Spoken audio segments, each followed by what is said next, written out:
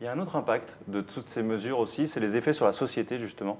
Et ce que vous me disiez, Delphine, en préparant cette émission, c'est que du coup, il y a un esprit un peu de délation sans arrêt dans la société turque qui est encouragé par l'État.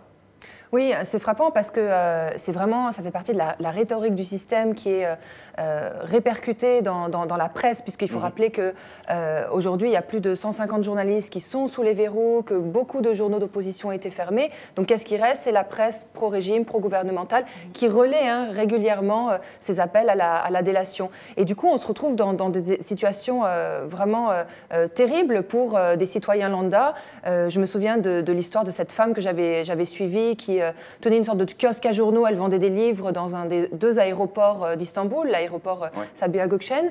Et tout d'un coup, elle voit débarquer des policiers dans son petit kiosque. Ils l'emmènent directement au commissariat et on l'accuse d'insulter le président Erdogan. Pourquoi? Tout simplement parce qu'un voyageur, un passager, avait trouvé parmi tous les livres qu'elle vendait un ouvrage de caricature d'un caricaturiste brésilien qui faisait une série de caricatures et entre autres il y avait en effet un dessin assez critique du président Erdogan. Et on la tenait pour responsable. On la tenait pour responsable.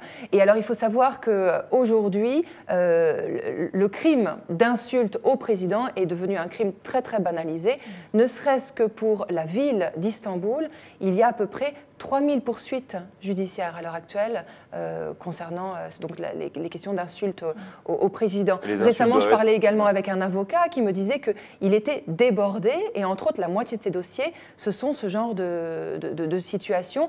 Un de ses clients, par exemple, est chauffeur de bus. Il a été dénoncé par un des passagers et donc il s'est retrouvé au poste. Et là, les policiers n'avaient pas vraiment grand-chose à redire et aucune preuve. Et c'est là, en effet, on en revient aux réseaux sociaux qui sont allés fouiller son compte Twitter, son compte Facebook et qu'ils ont découvert une pseudo-critique, mais vraiment, vraiment tirée par les cheveux, contre le président Erdogan. Et c'est ça qui leur a permis de créer un dossier et d'entamer une poursuite judiciaire contre ce pauvre chauffeur de bus qui risque son métier aussi.